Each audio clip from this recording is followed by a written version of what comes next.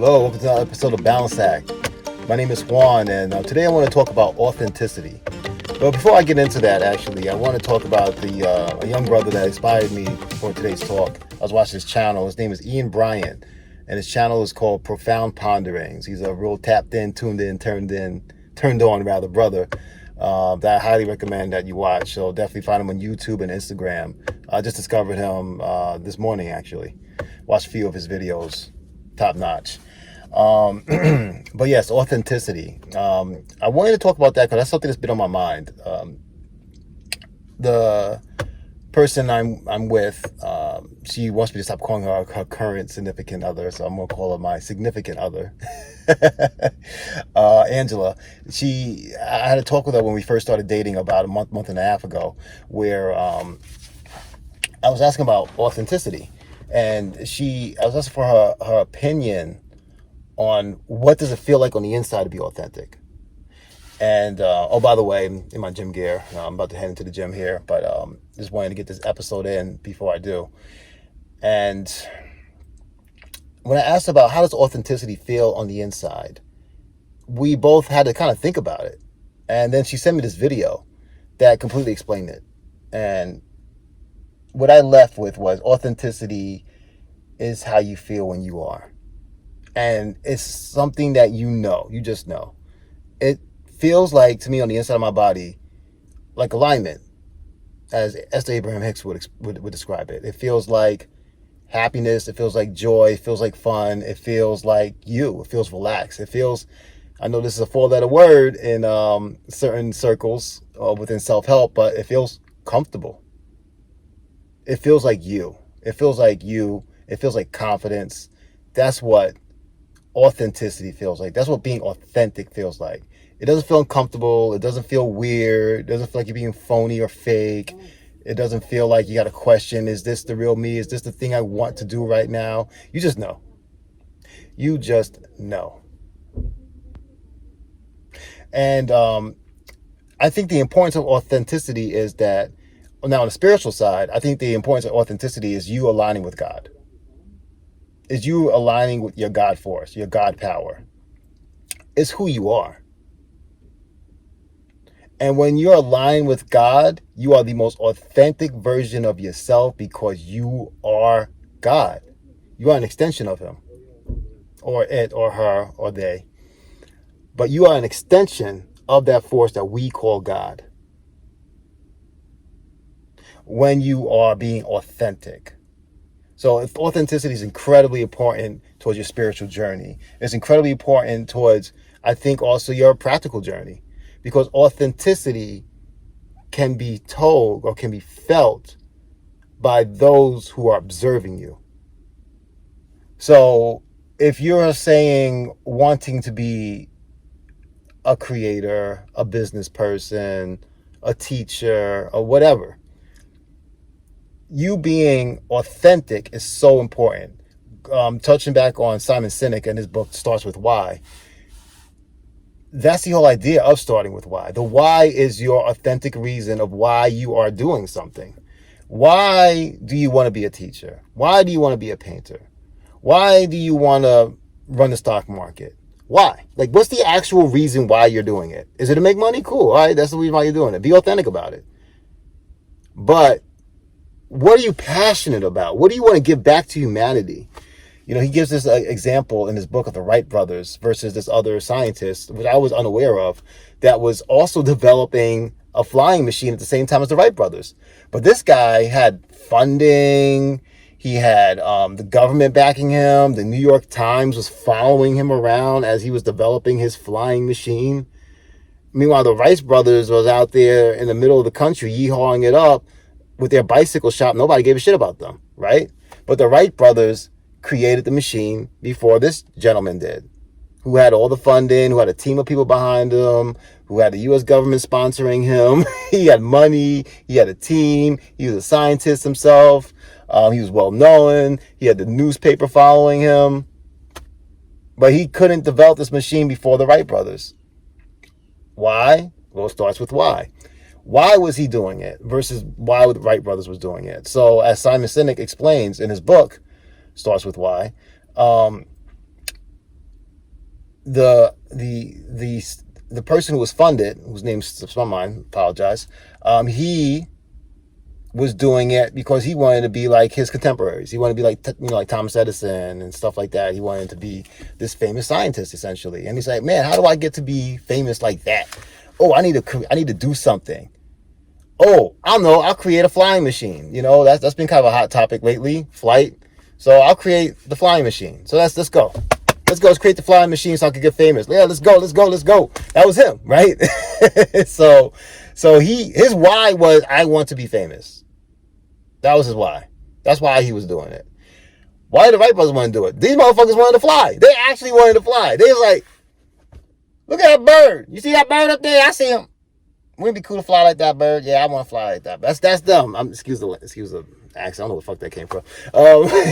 But that's what they wanted to do. They actually wanted to fly. So for them, they were solving a problem. It was fun for them.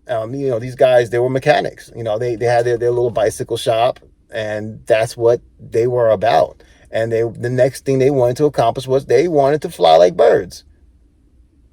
And they wanted to create the machine that can do it. And that's what they did. That's what their whole thing was. They wanted to create this machine so they can fly in the air. And they did it. And they did it before this guy did. And another point that Simon brought out was, when they did it, the other guy quit. He quit. He said, oh, well, that's done. Because he wasn't in it to create a flying machine. Now, if he was in it to create a flying machine like the Wright brothers was, and let's say the Wright brothers still also happened to create this flying machine before him, Simon was saying that, oh, this guy probably would have been like, that's dope. Oh my God, they did it. They figured it out. Let me see what they did. Okay, they did this, they did that. Aerodynamics. Okay, oh, I see that. Oh, let me improve on that. Let me go talk to them. I'm going to go talk to them. So let me improve on this. Yo, I think what you guys did was great.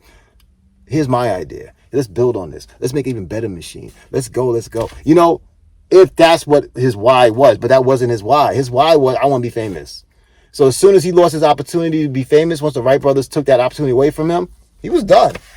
He was like, oh, well, because his why was to be famous.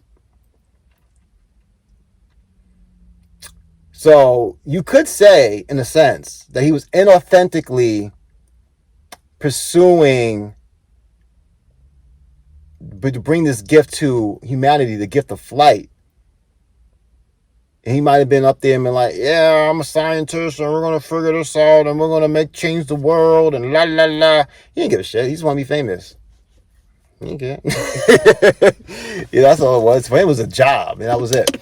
But for the Rice brothers, this was everything. This was everything for them. And they failed. They used to bring out all the parts to rebuild the machine that they was going to test, to rebuild the machine 5 times over, because they figured that's how many times they're going to fail that day in flying. That's how many times their flying machine was going to crash. So they might have to rebuild it 5 times in one day. That's crazy, right? Can you imagine that? Wow. So how I relate this to being authentic. So why are you doing something? Now, that's on the practical side of things. Why are you doing something? You really have to sit there and ask yourself that question and really get to the root of it. And I'm not saying that you doing it for money is a bad thing. I'm just saying be real about it. Be real about it to yourself and to others. I'm doing this to make money. And you never know. Somebody might give you a better idea to make money. If you're just out here trying to do this to make money, then maybe you should stop digging holes in the ground for $20 an hour and invest money in the stock market. I'll show you how to do that. It's easy. And then maybe you're like, oh shit, okay. You can make $100,000, but you sitting there out there digging holes, talking about I love digging holes, then you're not being authentic with yourself and you're gonna miss out on opportunities to maybe figure out how to really make money. So don't waste your time trying to build the flying machine and all you want to do is be famous. Maybe there's an easier way of becoming famous. So just be authentic with yourself and with others as to why you're doing something. That's on the practical side of things. When you are pursuing that thing, why are you doing something? Because maybe you should stop doing it. once you start being authentic with yourself. I have a friend who's a graphic designer, and she's a pretty brilliant graphic designer. But I can tell that that's not why she's doing graphic design. She's doing graphic design because basically she wants to make money and she wants to be an influencer. But she says herself, "I'm a graphic designer," and she also sets herself up as a teacher or something like that. Like she teaches a certain app or whatever. And I'm like, and I know her. She barely knows the app. Like she self-taught herself the app. She barely knows it. She kind of flies by the seat of her pants on it. But she's also a brilliant entrepreneur. She's a brilliant social media influencer. She has thousands of followers online.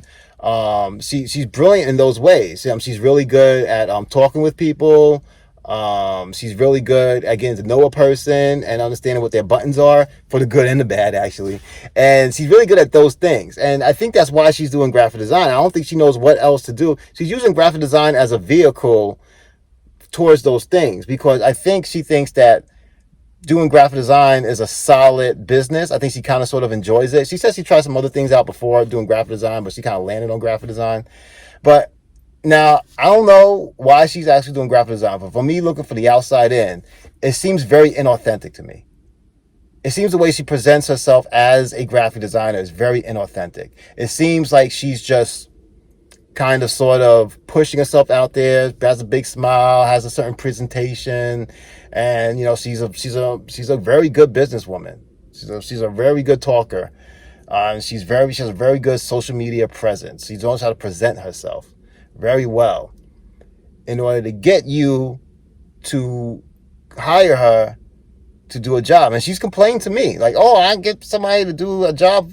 I do a job for them, and then they're like, oh, I didn't hire you for practice," basically saying she doesn't have the skill. Because, yeah, she doesn't have I'm a graphic designer. She doesn't have the skill set to bring some of these people on. Now, she's learning, and she's been doing this for a few years now, and I'm sure she's kind of there now. But when I met her a couple of years ago, she was, not quite really there, but she was pretending like she was, faking it till you make it kind of thing.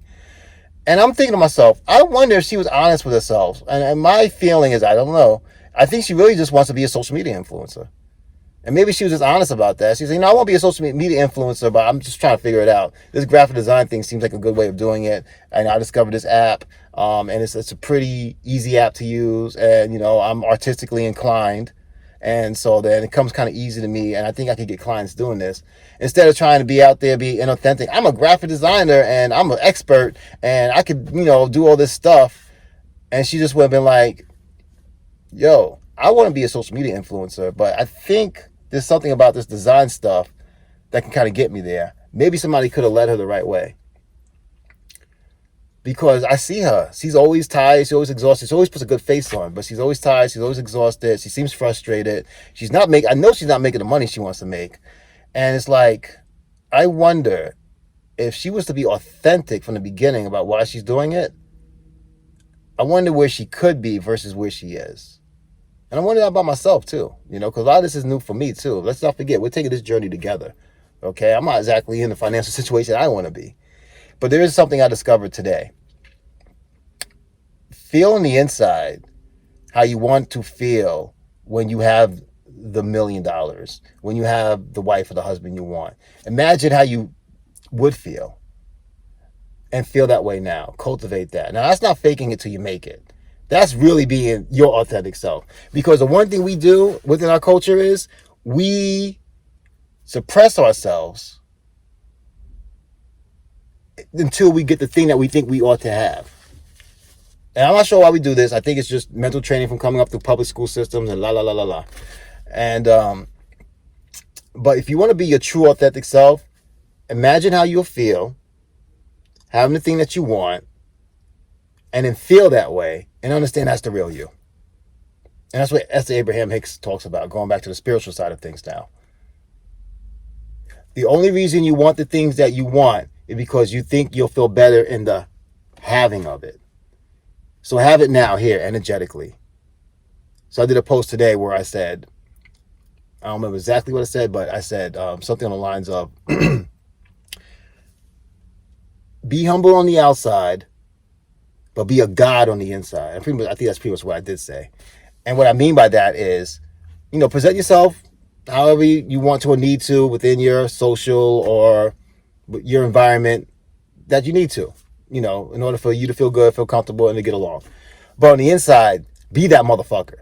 Be whoever the fuck you're trying to be. Whatever grind you on, whatever you're trying to prove to the world, prove to yourself, prove it on the inside right the fuck now. Be that millionaire. Have that house on the fucking ocean right now. Have that car you want right now. You want a Bentley? Be that Bentley owner right now on the inside. Feel it on the inside.